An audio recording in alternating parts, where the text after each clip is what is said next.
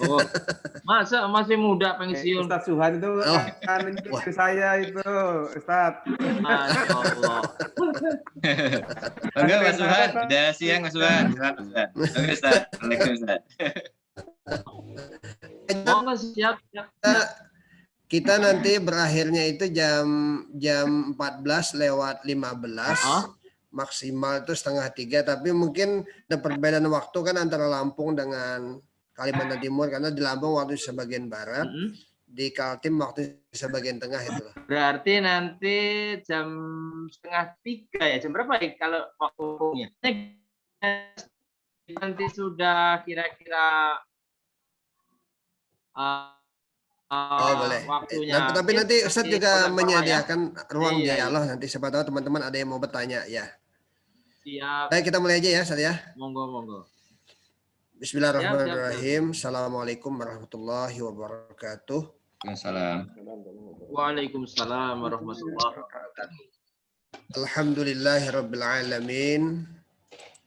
Allahumma salli wa sallim wa barik ala Muhammadin wa ala alihi wa ashabihi ajma'in. Qala Allah Ta'ala fil Qur'anil Karim wa huwa asdaqul qailin. A'udzu billahi as-sami'il 'alim minasyaitonir rajim. Bismillahirrahmanirrahim. Ya ayyuhallazina amanu kutiba 'alaikumus shiyam kama kutiba 'alal ladzina min qablikum la'allakum tattaqun.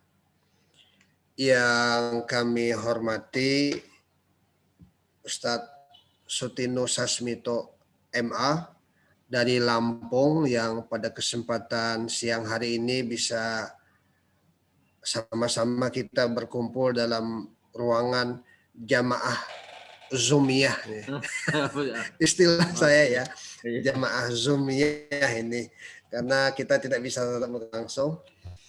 Yang kami hormati PLT Direktur YPPSB Ibu Endah Wulandari, yang kami hormati Manajer Pendidikan Bapak Haji Waryadi, yang kami hormati Manajer Pengembangan Penelitian dan Pengembangan Pak Syafi'i, ya, Bapak-bapak kepala sekolah SMP Pak Deden, kemudian SD 1 Ibu Hajah Mintarti, SD 2 Bapak Marsono, SD 3 Ibu Devi, dan TK itu Ibu Oon ya. Mungkin bisa dimatikan dulu Bapak-bapak sekalian dan Ibu-ibu. Seluruh Dewan Guru dan karyawan YPPSB yang sama-sama dimuliakan Allah Subhanahu wa Ta'ala. Pertama-tama mari kita panjatkan rasa syukur kita kepada Allah di siang hari ini, hari Kamis tanggal 15 April, atau tepatnya pada tanggal 3 Ramadan 27 hari lagi kita lebaran insya Allah gitu ya. Kita semuanya diberikan kesempatan untuk bisa bersilaturahim lewat jamaah Zoomiyah. Dan ini Ustaz perlu kami laporkan, ini pengajian rutin yang dilaksanakan oleh YPPSB. Kalau biasanya Ustaz mungkin mengisi kita berbuka puasa bersama. Nah, sudah 2 tahun ini tidak ada kegiatan itu karena kita masih dalam keadaan pandemi, dan di Kutai Timur itu sudah menyentuh angka lebih dari 8.000 yang terkonfirmasi. Jadi sengaja selama tahun ini kita tetap mengadakan pengajian, meskipun pengajiannya lewat daring. Dan di BPSB itu ada kegiatannya WFH, ada yang WFO. Jadi sebagian masuk, giliran sebagian nanti di rumah. Hari ini saya kena di rumah. Jadi kami berharap mudah-mudahan lah pandemi ini segera berakhir dan kita bisa beraktivitas normal. Mungkin begitu Ustaz. Baik, kita mulai saja karena mengingat waktu. Pengajian hari ini kita awali membukanya dengan sama-sama membaca basmalah.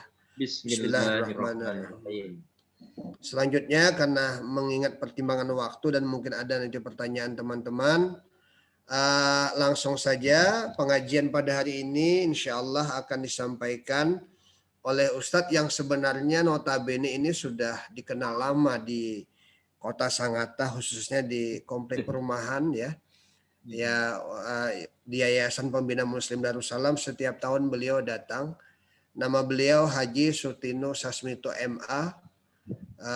Beliau sehari-hari bertugas di kantor Kementerian Agama di Provinsi Lampung, di Kanwilnya mungkin Ustaz ya. Iya. Kemudian beliau terkenal sebagai dai ya, pendakwah sebagai ya. Dan hari ini bisa bergabung dengan kita. Tema pengajian pada hari ini insya Allah adalah berkaitan dengan masalah puasa.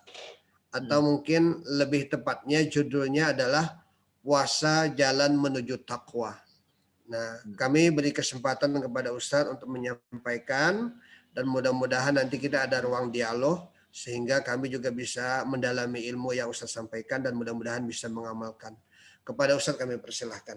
Monggo Ustadz. Terima kasih Ustaz Subhan. Assalamualaikum warahmatullahi wabarakatuh. Waalaikumsalam. Innal hamdalillah. Waalaikumsalam warahmatullahi wabarakatuh. Wa nasta'inuhu wa nastaghfiruh. Wa na'udzu billahi min sururi anfusina wa min sayyiati a'malina. May yahdihillahu fala mudhillalah wa may yudlil fala hadiyalah. Asyhadu an la ilaha illallah wahdahu la syarikalah wa asyhadu anna Muhammadan abduhu wa rasuluhu la nabiyya wa rasula ba'da. Allahumma salli wa sallim wa barik ala Muhammadin wa ala alihi wa ashabihi wa man tabi'ahum bi ihsanin ila yaumiddin. Qala Allah Ta'ala fi kitabihil karim, bismillahirrahmanirrahim. Ya ayyuhalladzina amanu taqullaha haqqa tuqatih wa la tamutunna illa wa antum muslimun. Amma ba'd. Ikhwan fillah arsyadakumullah, saudara-saudaraku, bapak-bapak, ibu-ibu, terutama keluarga besar dari YPPSB Sangatta yang sangat kami hormati. Baik dari direktur, seluruh pegawai karyawan-karyawati dan keluarga besar YPPSB yang berbahagia. Syukur alhamdulillah kita senantiasa bersyukur kehadirat Allah Ta'ala bahwa kesempatan hari ini sekalipun dalam situasi masih diuji COVID-19 tetapi kita masih bisa menyambung silaturahim. Terutama secara pribadi sungguh sangat bersyukur. Sekalipun jarak kita sangat jauh, tetapi Allah mudahkan kita melalui kegiatan Zoomiyah pada siang hari ini. Kemudian salawat dan salam mudah-mudahan Allah limpahkan atas baginda Rasulullah Muhammad SAW kepada keluarga, para sahabat, dan kita sekalian yang senantiasa istiqomah di dalam meniti sunnah dan risalahnya ila yaumil qiyamah. Amin. Ya Rabbal Alamin.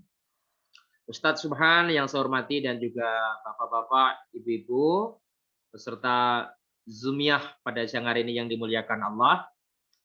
Sebetulnya kalau bicara tentang kerinduan, saya secara pribadi sungguh sangat rindu dengan Sangatta.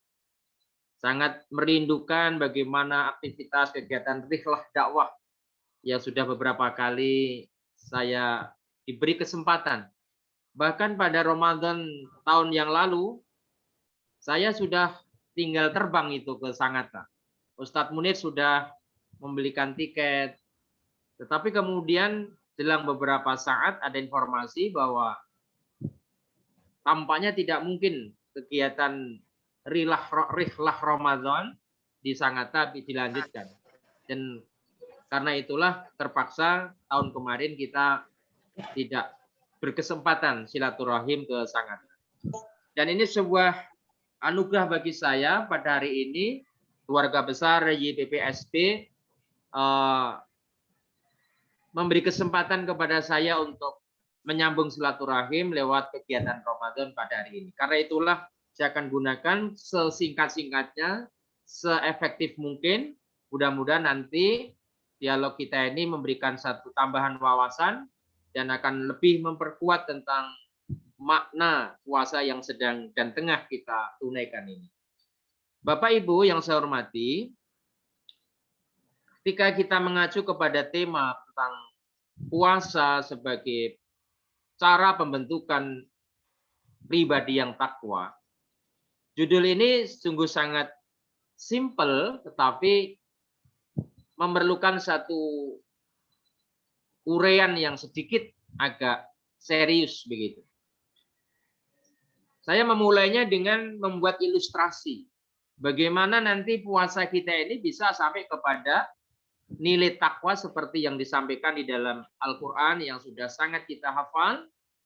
A'udzubillahi minasyaitonirrajim. Ya ayyuhalladzina amanu kutiba alaikumussyam kama kutiba alal ladzina min qablikum la'alakum tattaqun. Dan ayat ini hampir setiap muslim insya Allah hafal. Saya akan mencoba beranjak dari ayat ini untuk memberikan satu pepandangan tentang bagaimana korelasi antara puasa Ramadan dengan ketakwaan seorang muslim.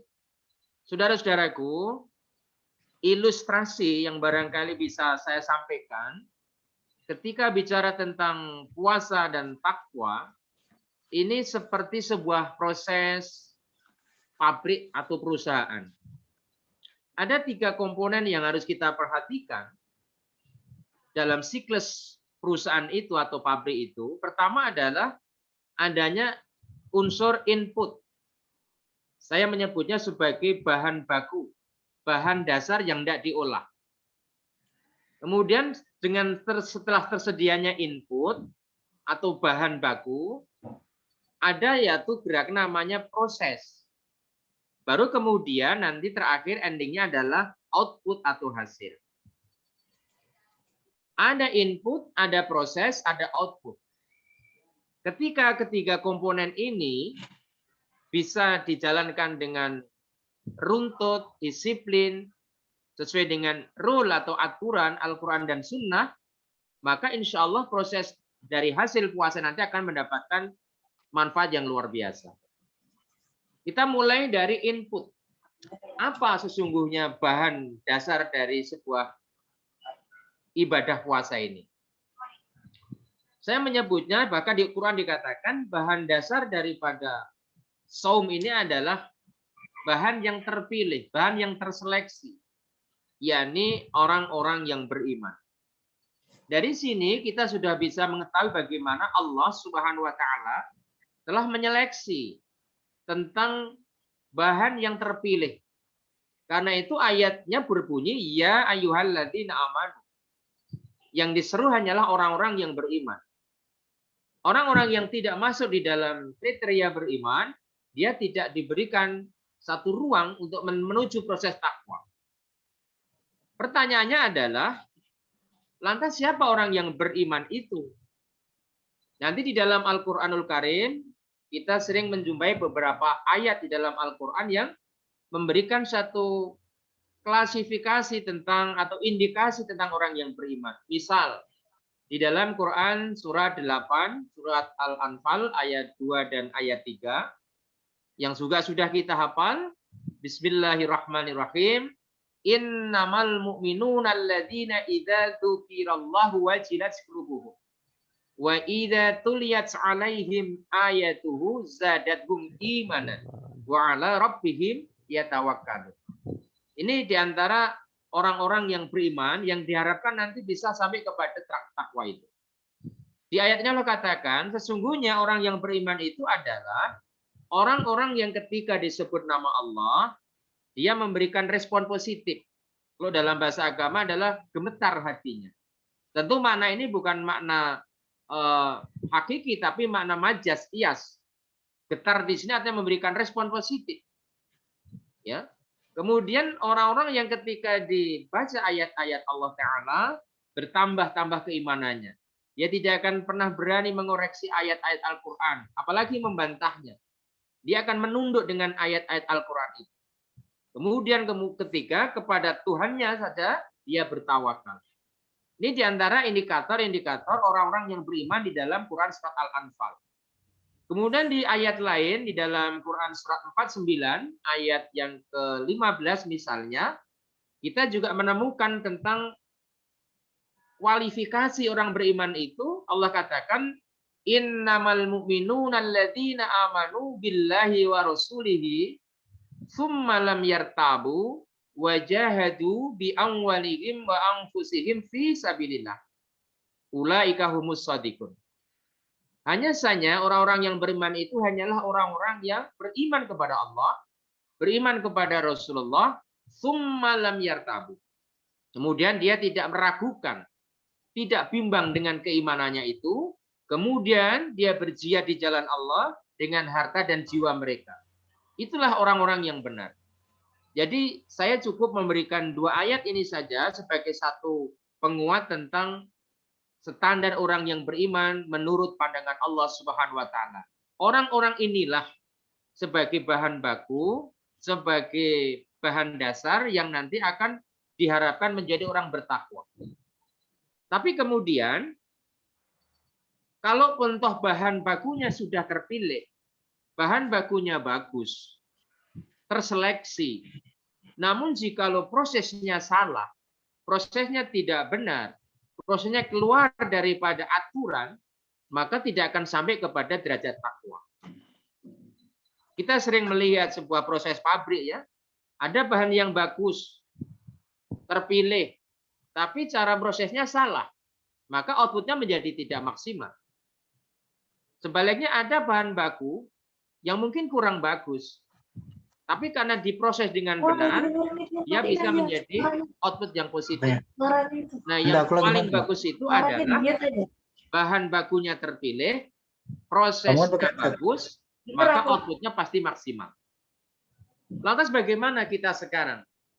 Setelah kita tahu bahwa puasa ini bahan bakunya adalah orang-orang yang beriman dengan indikasi seperti tersebut dalam 2 ayat tersebut, maka proses yang harus dilakukan, paling tidak saya menemukan ada 5 proses. Proses pertama yang harus dilakukan orang-orang yang beriman tadi adalah saum itu sendiri. Yang dalam arti adalah al-imsak, menahan. Yaitu berpuasa, menahan diri dari aspek-aspek lahiriah dan dari aspek batiniah. Dalam bahasa lain, menahan diri dari urusan fisik seperti makan, minum, berhubungan suami istri di waktu tertentu, termasuk juga mampu menahan non-fisik. Ini yang lebih sulit sebetulnya. Apa itu? Segala penyakit hati yang ada dalam diri manusia. Misalnya hilangnya rasa ikhlas, ada sifat takabur, sifat riya, sifat sum'ah, sifat kharat, tabazul, khianat, dan macam-macam yang menurut Ibnu Arabi tidak kurang dari 19 macam penyakit batin. Ini harus ditahan. Mungkin kita sering mendengar, bahkan kita semua hafal, bagaimana ketika Rasulullah Shallallahu Alaihi Wasallam mendidik kita ini, ketika kita berpuasa, seandainya kita diajak untuk berantem, diajak untuk berselisih, kita diperintahkan supaya menjawab inni shaim, sesungguhnya aku sedang puasa. Ini sebetulnya al-imsak, menahan, proses menahan dari persoalan ujian non fisik. Jadi pertama adalah saya ulangi, proses menuju takwa itu adalah al-imsak atau as-siyam, yaitu menahan diri. Baik menahan dari aspek lahiriah, makan minum, jima, termasuk menahan diri dari aspek batiniah. Yang kedua, proses yang harus kita lakukan adalah melakukan pematangan spiritual. Saudara-saudaraku sekalian yang dirahmati Allah Ta'ala, betapa bicara tentang persoalan spiritual adalah bicara tentang sesuatu yang sangat abstrak sebetulnya. Beda dengan bicara hal-hal yang sifatnya material. Karena itulah di bulan puasa ini kita sebetulnya siapa yang ingin mematangkan spiritualnya, paling tidak dia harus melakukan hal-hal seperti misalnya dia harus benar-benar menghayati puasanya. Dia benar-benar harus menghayati ibadah sholat wajibnya. Bahkan dia harus benar-benar menghayati ibadah sunnah lainnya. Seperti sholat tarawih misalnya, sekalipun itu hukumnya cuma sunnah atau tidak masuk pada kategori wajib, tetapi ini merupakan sarana untuk membangun pematangan spiritual. Bagaimana seseorang akan sampai kepada derajat takwa? ketika dia tidak menjadikan sholat tarawihnya misalnya sebagai upaya yang baik. Mustahil ketika ada sebagian saudara-saudara kita yang sholat tarawihnya terlalu terburu-buru, dia tidak mendapatkan makna apa-apa. Dan kata Rasulullah dalam satu hadis yang diriwayatkan oleh Imam Muslim, kelak akan muncul suatu zaman di mana seseorang sholat selama 60 tahun, sittina sana, tetapi tak satu pun sholatnya itu diterima Allah Ta'ala. Kenapa? Yutimmu ruku'ahu wala yutimmu sujudan. Karena bisa jadi orang tadi ketika rukuk dia sempurna, tetapi ketika dia sujud tidak sempurna. Au yutimmu sujudahu wala yutimmu ruku'an. Disebabkan dia khusyuk ketika sujud, tetapi dia tidak khusyuk, tidak tumakninah ketika rukuk. Bagaimana ketika orang dari takbir sampai salam tidak ada satupun yang tumakninah? Maka demi Allah kita katakan, orang-orang seperti ini, saudara-saudara kita yang memperlakukan salat seperti ini, spiritualnya takkan pernah matang. Harus ada keberanian mematangkan diri dengan ibadah-ibadah Allah, termasuk nanti di ujung Ramadan adalah melaksanakan iktikaf. Ini proses kedua. Proses ketiga, setelah saum, pematangan spiritual, yang ketiga adalah untuk sampai kepada takwa sebagai output, seorang muslim juga harus berani melakukan muhasabatun nafsi, muhasabah diri. Melihat kondisi real dirinya. Apa alat untuk memuhasabai diri kita? Tentu tidak lain adalah Al-Quran. Bukankah Al-Quran sendiri dikatakan Syahrul Ramadhan alladzi unzila fil Quran hudal linasi wa bayyinat minal huda wal furqan. Saya memberikan penyebutan 3 istilah ini sebagai proses muhasabah diri. Seseorang ketika berani berinteraksi dengan Al-Quran, disiplin berinteraksi dengan Al-Quran, maka dia akan bisa mendapatkan dirinya petunjuk dari Allah. Dia akan bisa melihat hal-hal yang jelas, membedakan yang subhat dan yang haram, termasuk yang halal, bahkan dia siap beda. Karena dengan Al-Quran itu. Tapi ketika manusia tidak sanggup, umat muslim tidak berani melakukan muhasabah dengan Al-Quran, dia tidak akan mendapatkan hudan, bayyinat, termasuk Al-Furqan. Ini sebabnya Al-Quran mestinya harus kita perlakukan dengan benar. Sesungguhnya Al-Quran bukan saja dibaca, tetapi di samping ditilawah, dibaca dengan memahami ilmu tajwid, dia juga harus ditadarus, dibaca dengan selalu memperhatikan salah atau tidaknya. Ketiga adalah ditadabur, dipahami mana isi kandungannya, kemudian ditahafudz, disimpan dalam memori, dan terakhir yang paling sulit tapi harus dipraktekkan adalah dita'amul, dipraktekkan dalam kehidupannya. Sepanjang kita menggunakan Al-Quran sebagai alat muhasabah diri, pasti kita dijamin Allah akan sampai kepada derajat takwa. Ini proses ketiga. Proses yang keempat yang juga harus kita lakukan adalah manusia atau kita yang beriman ini harus berani membebaskan diri kita dari belenggu duniawi. Fitrah manusia memang sangat mencintai duniawi. Sebagaimana Allah sebutkan dalam Quran surah Ali Imran misalnya ayat 14.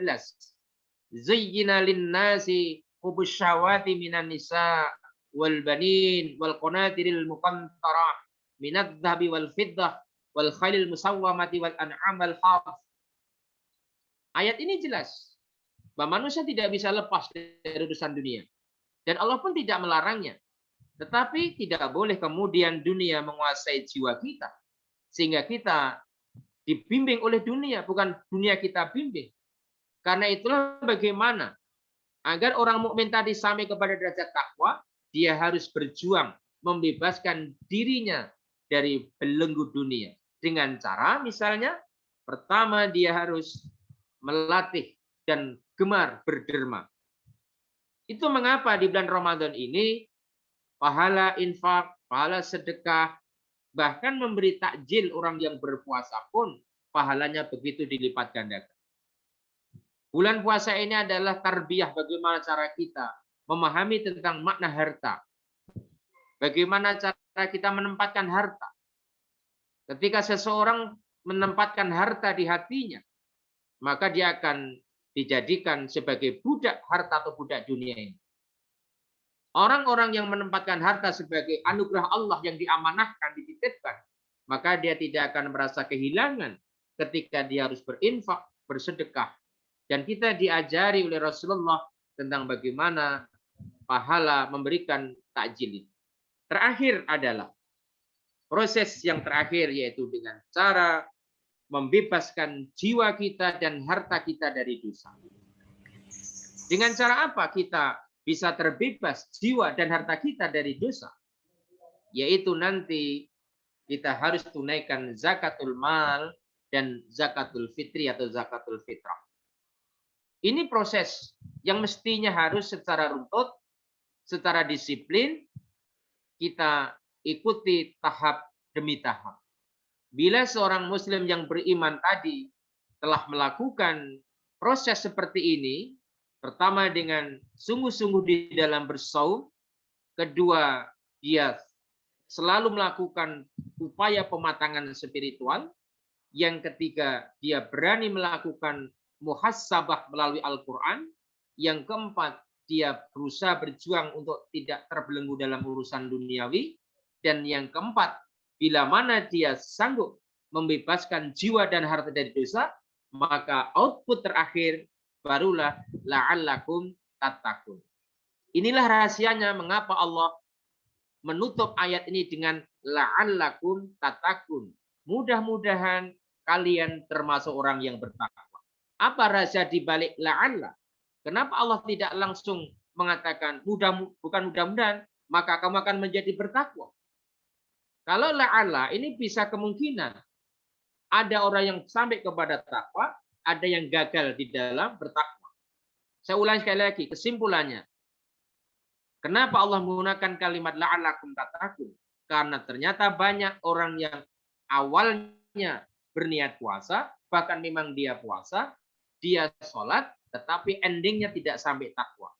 Dan itu dipertegas dengan sabda Rasulullah, rubba sa'imin laisa lahul jaza ilal ju' wal 'atas. Duhai berapa banyak orang-orang yang puasa, tapi dia tidak mendapatkan sedikit pun pahala puasanya, kecuali lapar dan haus. Bahkan ketika bicara sholat tarawih pun, rubba qa'imin laisa lahul jaza ila sahr. Betapa banyak orang yang melaksanakan qiyamul lail, surat tarawih, dia tidak mendapatkan apa-apa kecuali cuma bertanggang, berlelah-lelah, berpayah-payah. Ini yang harus kita pahami. Nah, mudah-mudahan saudara sekalian, setelah kita memastikan diri kita ini orang yang beriman, kemudian kita secara disiplin melaksanakan 4 proses tadi, kita endingnya menjadi orang yang bertakwa. Dan tentang siapa orang bertakwa, apa indikasinya, mudah-mudahan nanti bisa kita angkat dalam term dialog kita. Ustadz Subhan, saya kira ini sebagai satu mukadimah, mudah-mudahan sedikit wawasan yang saya sampaikan ini akan bisa menambah keyakinan kita tentang betapa agungnya bulan Ramadan yang di dalamnya ada ibadah-ibadah besar termasuk Shaum Ramadan itu sendiri. Dan sekiranya ada penyampaian saya yang kurang tepat, bahkan yang ada yang salah, tolong ikhwan fillah rasyadakumullah, Bapak Ibu, untuk bisa meluruskannya. Sehingga kita betul-betul di dalam beribadah ini, beragama ini, sesuai dengan petunjuk Allah Subhanahu wa Ta'ala, pun pula sesuai dengan petunjuk baginda Rasulullah Sallallahu Alaihi Wasallam. Untuk sementara saya akhiri demikian, dan sekiranya nanti ada dialog, kami persilahkan. Subhanakallahumma wa bihamdika asyhadu an la ilaha illa anta astaghfiruka wa atubu ilaik. Billahi taufik wal hidayah. Nasru minallah wa fadlun qarib wa basyiril mu'minin. Wassalamualaikum warahmatullahi wabarakatuh. Waalaikumsalam warahmatullahi wabarakatuh. Luar biasa penjelasannya Ustaz ya. Terima kasih atas ilmu yang diberikan kepada kami dan sesuatu yang mungkin sangat berharga ya dalam rangka kita semuanya kaum muslimin, wabil khusus jamaah Zumiyah keluarga besar IPPSB telah mendapatkan siraman rohani, ilmu yang sangat bermanfaat dalam rangka menempa diri kita agar kita menjadi pribadi yang lebih baik lagi menuju pribadi yang takwa. Bapak Ibu semuanya, kami memberikan kesempatan kepada Bapak Ibu, silahkan mengangkat tangan, ada situ reaction ya, atau itu raise hand, atau bisa juga nanti langsung saja berkomentar, atau juga bisa menulis ya, menulis di chat tentang pertanyaan yang mau ditanyakan. Tapi yang jelas pada kesempatan ini Ustadz telah menyampaikan bagaimana agar kita bisa menuju pribadi yang takwa tadi dengan sebuah latihan-latihan, dan itu tentu perlu kita upayakan kepada setiap pribadi kita. Mungkin sebelum teman-teman ini bertanya Ustadz, tanpa bermaksud sebenarnya mungkin apakah termasuk membicarakan kejelekan orang lain di bulan Ramadan atau tidak, tapi kita pernah melihat satu fenomena, bukan fenomena ya, satu contoh, ada kejadian di Blitar misalnya, di salah satu pondok pesantren, itu sholat tarawihnya 23 rakaat bisa diselesaikan dalam waktu berapa ya, 5 menit apa 6 menit ya, atau 8 menit ya, 7 menit ya. 7 menit. Nah, 7 menit. Nah, fenomena yang seperti ini apakah yang dimaksud tadi tidak termasuk tidak tumak ninah dan sebagainya gitu ya? Karena memang saya sendiri membayangkan orang ketika membaca Fatihah, membaca ayat, membaca tasbih dalam bacaan sholat, membaca doa, itu kan biasanya kita perlu ada konsentrasi. Nah, itu bayangan 7 menit 23 rakaat. Nah, kira-kira hal-hal yang seperti ini apakah termasuk yang Ustadz singgung? Mungkin begitu ya. Mungkin saya dulu yang mau ngalinya lah. Baru nanti yang lain. Silahkan. Terima kasih Ustadz Subhan dan ikhwah yang lain. Ini saya sangat tertarik ini. Kebetulan di tangan saya ini ada handphone yang isinya video-video. Saya koleksi itu. Teman-teman yang sholatnya sudah cukup canggih. Jadi kalau sekarang barangkali udah 4 giga lah itu kecepatannya itu. Jadi gini, sebetulnya kita tidak perlu terkejut ya dengan fenomena hari ini di mana orang sholat dalam jumlah yang banyak tapi durasinya singkat. Kenapa saya katakan nggak perlu terkejut?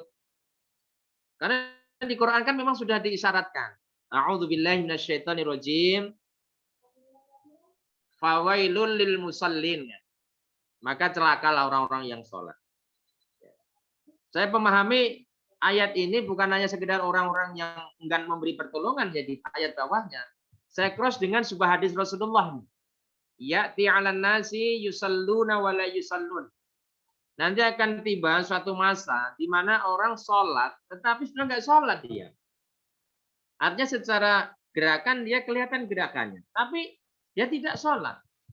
Nah, ini mengapa perlu kita angkat ya? Karena memang Quran sudah memberitahukan informasi itu, kemudian hadis juga memberitahukan, dan sekarang menjadi kenyataan. Karena itulah saya ingat bagaimana Profesor Hamka menulis tentang kuadran, tingkatan orang yang sholat itu akhir. Nanti ada salah satu dalam tasawuf modernnya Hamka ya, ketika beliau menyinggung persoalan sholat. Orang sholat itu kan paling tidak ada beberapa tingkatan. Satu, ada orang sholat tapi disiksa. Sholat kok malah disiksa? Nah iya, karena dia sholat tetapi dia main-mainkan sholatnya itu. Dia ceroboh, syarat-syaratnya tidak dipenuhi, rukunnya tidak dipenuhi, ya. Bahkan dia sholat tetapi dia abaikan larangan-larangan Allah. Sampai dalam hadis yang sangat masyhur, man lam tanhahu sholatuhu anil fasyai wal munkar lam yajdad minallah illa bu'dan wa innaha tulafu kama yulafu thawbul bali wa yutrafu ala wajhi. Hadis ini sahih nih, Tabrani ini. Barang siapa yang dengan sholatnya tapi tidak bisa mencegah perbuatan keji dan mungkar, maka walaupun dia sholat tidak akan dekat kepada Allah. Illa bu'dan. Bahkan semakin jauh dari Allah. Wa innaha tulafu kama yulafu thawbul bali. Wa yutrafu ala wajhi, dan kelak sholat orang itu dari akhir akan dilipat, akan digulung seperti menggulung kain yang rusak, kain yang kotor, dan akan dicampakkan, dipukul di wajah orang yang sholat tadi. Maka nggak usah khawatir, nggak usah risau. Banyak orang yang hari ini sebetulnya wajahnya dicampakkan nanti dengan sholatnya itu. Itulah yang menurut Hamka orang yang sholat tapi main-main dengan sholatnya. Dia disiksa. Yang kedua, dikira-kira pahalanya. Siapa itu? Orang yang sholat, dia udah penuh itu, wudhunya pakai wudhu. Gerakannya udah agak mending, tumak nina. Tapi dia tidak ngerti apa yang dia baca itu. Banyak masih yang lalai. Makanya di Quran kan qad aflahal mu'minun alladzina hum fi sholatin khashi'un, hilang rasa khusyuknya. Yang ketiga, dimaafkan dosanya. Yaitu sholatnya orang yang sudah tertib syaratnya, dia tertib rukun tumak ninahnya, meskipun dia belum memahami isi kandungannya. Nah, yang keempat, dia diberi pahala. Siapa? Sholatnya orang yang sudah betul syarat rukunnya, dan dia sudah memahami tentang makna sholat itu. Bahkan dia akan awet-awetkan sholatnya. Dia akan nikmati sholatnya itu. Tapi yang paling super adalah yang kelima. Dia di samping diberi pahala, dia didekatkan kepada Allah. Sholat siapa? Sholatnya orang yang sudah sempurna rukun syaratnya, dia bisa memaknai kandungan sholatnya sampai bisa meneteskan air mata. Memang ini sangat sulit. Tetapi itulah sebetulnya ya, kalau hari ini kita melihat ada sebagian saudara kita sholatnya kok ekstra cepat, itu memang ya mohon maaf, orang-orang inilah yang kemudian masuk di dalam kategori fawailul lil musallin. Dan mudah-mudahan kita terhindar dari perbuatan seperti ini. Demikian Ustadz Subhan. Saya kembalikan. Baik, terima kasih Ustaz. Ini dari admin UKA, jadi di kami kan ada admin Ustaz. Itu bertanya kembali bisa mengingatkan Ustaz tentang tingkatan orang berpuasa loh. Tolong bisa diulang apa atau mungkin diingatkan kembali kami katanya. Maksudnya tingkatan atau proses tadi ya? Tingkatan. Jadi puasa itu kan kalau dalam perspektif Imam Ghazali kan ada 3. Nah, itu mungkin Ya, bisa baik. Okay, Allah. Dalam Syekh Hujatul Islam ya, Imam Al-Ghazali yang pernah saya baca juga, itu tingkatan puasa itu yang saya tangkap ada 3 ya. Ada puasa awam, puasa khawas, dan khawasul khawasin. Kalau yang saya baca ya, puasa awam itu ya puasanya orang-orang biasa saja. Ya nggak makan, nggak minum, tetapi dia tidak pernah memahami dengan ilmu. Gitu. Bahkan ada kalanya dia berbuka dengan hal-hal yang subhat atau yang tidak halal. Dia minum dengan air yang tidak halal. Oh, yang penting orang puasa ikut puasa. Orang berbuka ikut buka. Tanpa didasari oleh ilmu. Tapi kalau tingkatan yang naik lebih tinggi adalah khawas. Ini orang-orang spesial. Bukan spesial, orang-orang yang sudah bagus. Dia puasa di samping dengan didasarkan kaidah-kaidah dalil, ya, dia juga telah menikmati kebaikan-kebaikan dari apa yang Allah syariatkan, seperti dia bisa menghayati tentang makna lapar. Dia bisa menghayati tentang makna tilawah Quran. Dia bisa memaknai tentang hikmah dari sedekah. Tapi ada yang lebih super, yaitu khawasul khawas. Dia bukan sekedar lapar dan haus, bukan sekedar sholat tarawih. Di samping dia sudah menggunakan dalil ilmu, melakukan penghayatan secara nurani, secara hati. Lebih dari itu, dia sudah mampu membangun kepribadian dirinya dan bahkan membangun kepribadian sosial di lingkungannya. Sehingga dia meyakini bahwa puasa bukan hanya untuk dirinya sendiri, tapi juga harus berdampak kepada yang lain. Saya kira demikian Ustadz Subhan. Ustaz, ada pertanyaan dari Ustadz Mulyono ini, guru agama Islam di SMP PPSB. Beliau menanyakan, Ustaz izin bertanya, katanya bagaimana tips agar bisa beribadah secara istiqomah di awal Ramadan sampai akhir Ramadan. So, Ustaz katanya. Matur nuwun. Bagaimana tips, cara, siasah, strategi ya, agar kita betul-betul bisa istiqomah di dalam beribadah dari awal sampai akhir Ramadan. Bahkan jangan hanya dari Ramadan ini sebetulnya ya. Pengalaman ini mungkin sifatnya beda-beda. Tapi paling enggak secara teori, tip yang harus ditanamkan adalah meyakini bahwa sebaik-baik syariat adalah syariat Allah. Termasuk syariat puasa, syariat sholat. Ya, itu adalah kebaikan Allah. Harus kita yakini kebaikan Allah. Ketika Allah memberikan satu kebaikan, tentu tidak kita sia-siakan.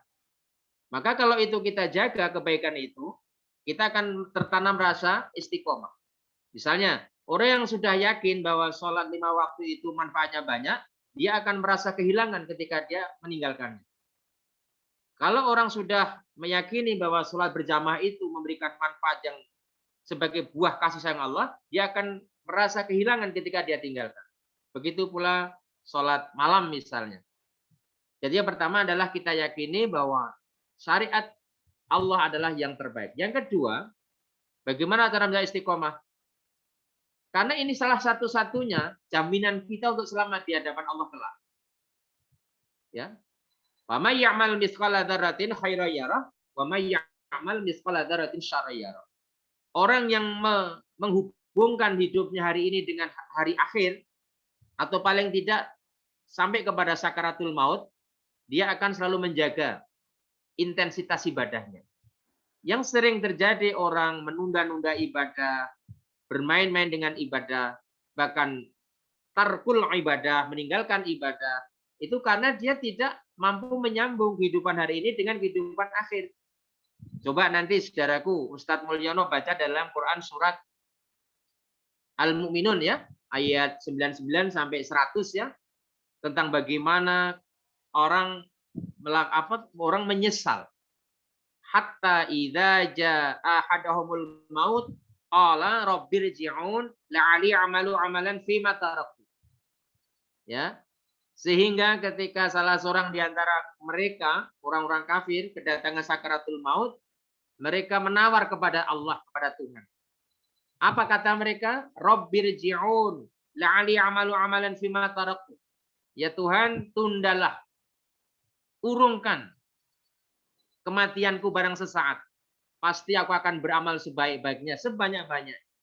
Tapi kan kata Allah, kalla inha kalimatun wa qailuha. Sekali-kali tidak. Itu hanya ucapan orang yang tidak punya kerjaan. Dikasih umur sekian puluh tahun tidak digunakan ibadah.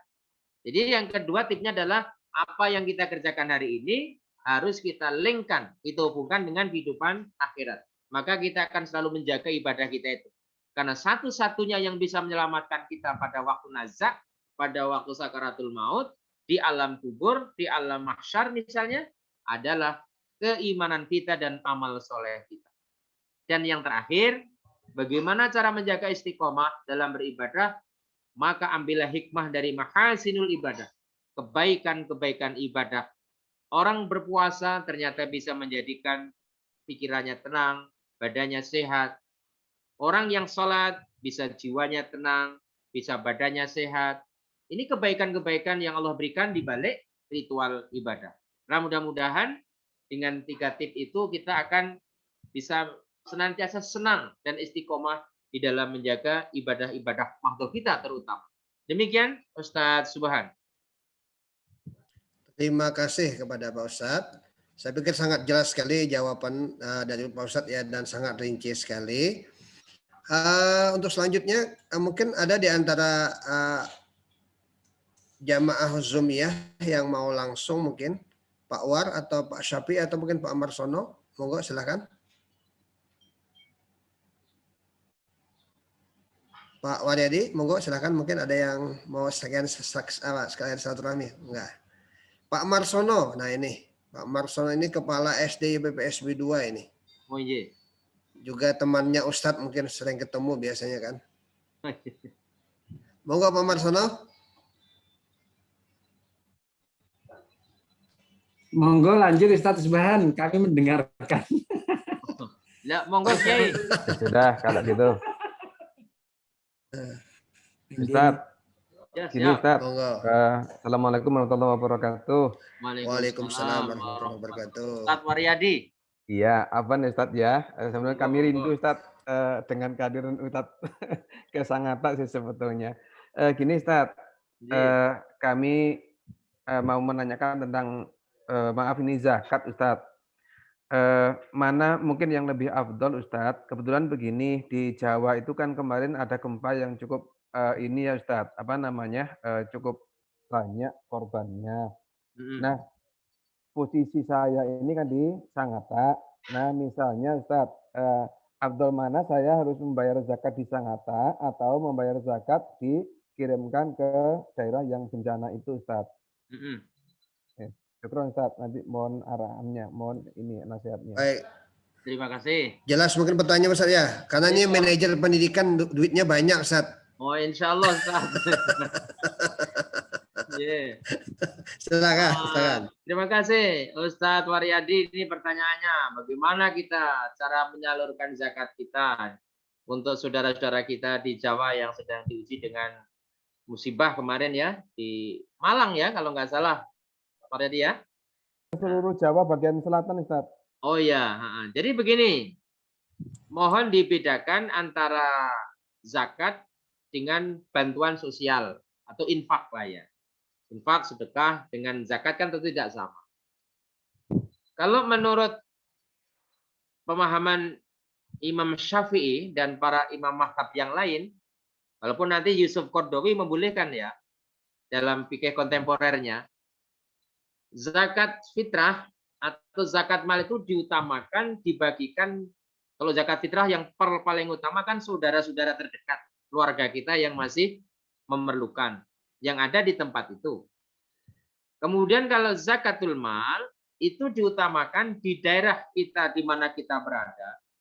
Kalau sekiranya di tempat itu memang sudah tidak ada orang-orang fuqara wal masakin, boleh dikeluarkan dari daerah itu. Itu kalau misalnya zakat mal ya. Tapi kalau zakat fitrah misalnya saudara kita di Jawa lebih miskin, lebih pantas, ya kita kirim ke sana zakat fitrah. Itu pahalanya lebih bagus itu. Tapi kalau zakat mal itu ditetapkan di mana kita domisili, kecuali di daerah kita sekali lagi sudah benar-benar daerah surplus yang tidak ada lagi fuqara wal masakin. Alasan yang dihadirkan adalah begini. Kaidah tentang zakat itu baku. Ya, beda dengan sedekah atau bantuan sosial. Nah, kita bisa mengambil jalan lain yang juga berpahala besar. Apa itu? Bukan zakat, tetapi sedekah. Kalau bahasa kita barangkali ya beramal, membantu. Ini pahalanya juga sama, Ustaz. Jadi zakat kita selamat, amal soleh kita dalam bentuk bantuan sosial kepada ikhwan kita di Jawa juga berpahala besar. Nah, Ustaz bisa lakukan dua-duanya ini. Zakatnya biar tetap di Sangatta, amal solehnya, bantuan sosialnya kita kirim ke Jawa. Demikian Ustaz. Nanti bisa dibaca di dalam Madzhabul Arba'ah, di pemahaman 4 mazhab ya. Ada kitab bicara tentang itu. Terima kasih. Jazakallah. Baik, terima kasih. Ini manajer pendidikan Pak. Jadi perlu kami sampaikan Pak Ustadz, Pak Waryadi sekarang menjabat sebagai manajer pendidikan di BPSB. Masya Allah. Amanah Ustaz. Ya, jadi ya makan wajar aja lah uangnya banyak Ustadz itu kan. Bahkan Ustadz Waryadi kalau ingin berbagi itu nanti, anak juga sekarang kan pondoknya mulai hidup nih. Misalnya habis ngirim di Jawa sana, ngirim ke Lampung untuk pondok anak, nggak apa-apa gitu. Amalnya juga sama.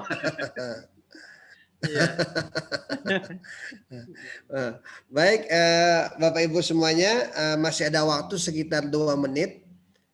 Kira-kira ada yang masih mau bertanya, kami persilakan, masih ada waktu. Ada Ustadz Deden ini kepala SMP PPSB. Silakan kalau mau ada yang mau bertanya. Monggo, bapak-bapak atau ibu-ibu. Ada Ibu Setia Ningsih juga ini. Silakan. Tidak ada. Kalau tidak ada mungkin karena memang Ustaz ada ketentuan dipercepat pemulangan yang WFO. jam 14:15 itu sudah harus pulang karena kita masih pandemi. Hari kemarin muncul